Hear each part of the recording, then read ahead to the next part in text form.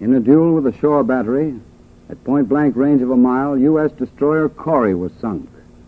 A moment later, the battery that had hit it was itself put out of action by a salvo from the destroyer Fitch.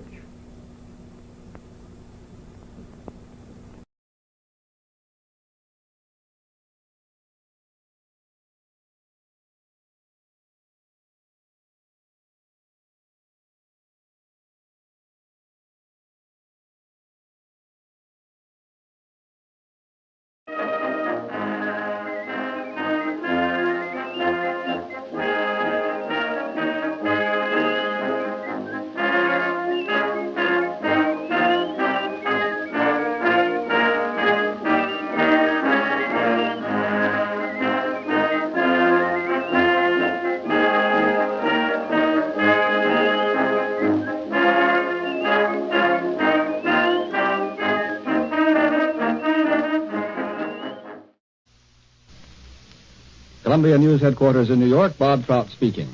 During the course of the next 30 minutes, we're going to hear invasion news and features from London. We shall hear a report from Washington, and we'll hear from Quentin Reynolds here in New York.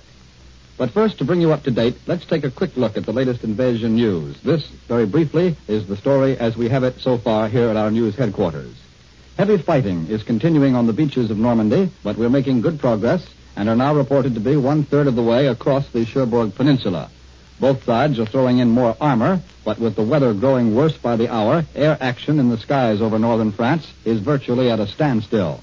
We've sunk at least one German destroyer off the Brittany Peninsula, and earlier this evening we were told of the arrival in London of General Marshall, Admiral King, and General Arnold, our American Army, Navy, and Air Force commanders.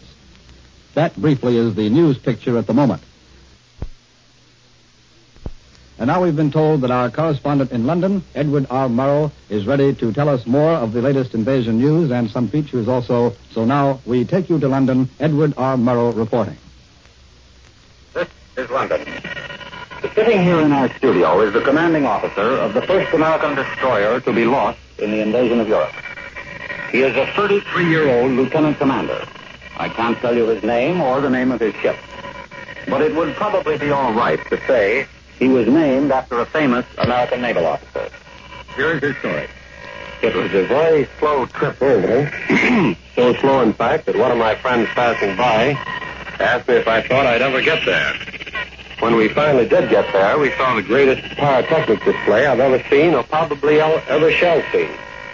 The red and green stars reached hundreds of feet high. That was probably the German signal that the invasion was on. We were just one of a group of destroyers. Our job was to bombard enemy machine gun nests and artillery emplacements, menacing the landing of our troops. We were about 4,000 yards offshore when the coastal batteries opened up.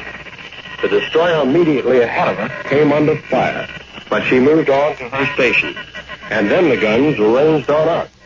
It was about an hour before H-hour. The first shell splashes were short. Waves of bombers were overhead.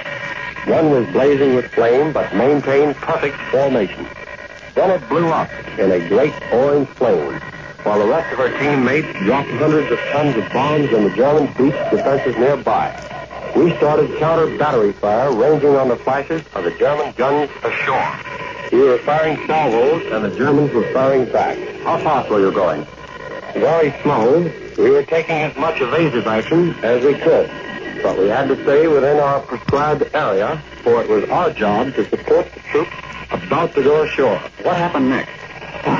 We silenced them and began to pound our assigned targets, which were German pillboxes and machine gun positions. We eliminated a couple of them, and then another battery opened fire on us. The visibility was improving, which meant that we would have a better chance to get him, and that he would have a better chance to get us.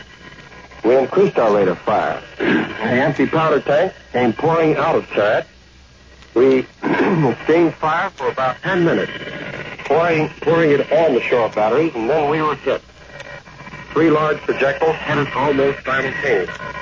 I rang for full speed, gave a hard right rudder to clear the area, to assess damage, stop leaks, and put out fires before returning. The rudder jammed, the ship speeded up, and began going in circles. Then what happened? All communications failed, the lights went out, and I set the officers and men aft to steer by hand. We were in danger of going aground on the reef. They got her headed to seaward, and then we lost all steam, and the engine stopped. I ordered the ship's power boats put over to tow us clear of the area. How long did that take? About 5 minutes. But before they could start towing, I had to order abandoned ship. The main deck was awash due to the rapidity of the flooding of all the engineering spaces except one.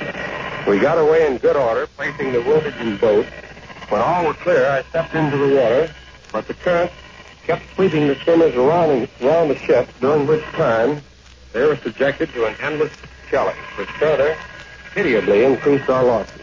The survivors were picked up in less than 2 hours by sister destroyers. How was the discipline, Commander? I'm very proud of the way in which everyone kept calm and cheerful against the adversity of the extremely cold water and the shelling, but our losses were moderate. Well, sir, I hope you get another ship soon. Well, so do I. Thank you very much indeed, Commander, for coming along here in the early hours of the morning to talk to us.